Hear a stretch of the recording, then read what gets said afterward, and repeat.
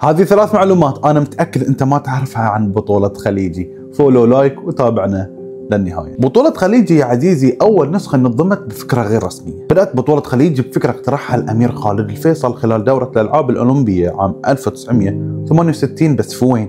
في المكسيك، حيث أنه اجتمع مع مسؤولين رياضيين خليجيين واتفقوا على إطلاق بطولة تجمع دول الخليج لتعزيز التعاون الرياضي من بينهم. بعد 2 سنين فقط أقيمت أول نسخة في البحرين عام 1970 بمشاركة 4 منتخبات فقط. رقم 2 منتخب الكويت هو الفريق الوحيد الذي لم يهزم في 4 نسخ متتالية. شفت ريال مدريد في الشامبيونز شلون؟ منتخب الكويت في خليجي كذي. اولا هو فاز في اول نسخة 1970 ولم يخسر اي مباراة في النسخة ال4 الاولى، مما جعله الاكثر تتويجا حتى الان. رقم 3 على الرغم ان عمر البطولة هذه اكثر من 50 سنة الا انه غير معترف فيها تحت مظلة الفيفا. لكن اذا بغيت تعرف اذا هل هي رسمية او لا تابعنا في الفيديو اليوم. في النهاية بطولة خليجي هي ليست مجرد منافسة رياضية، هو تاريخ مليء بالقصص الملهمة والمفاجآت.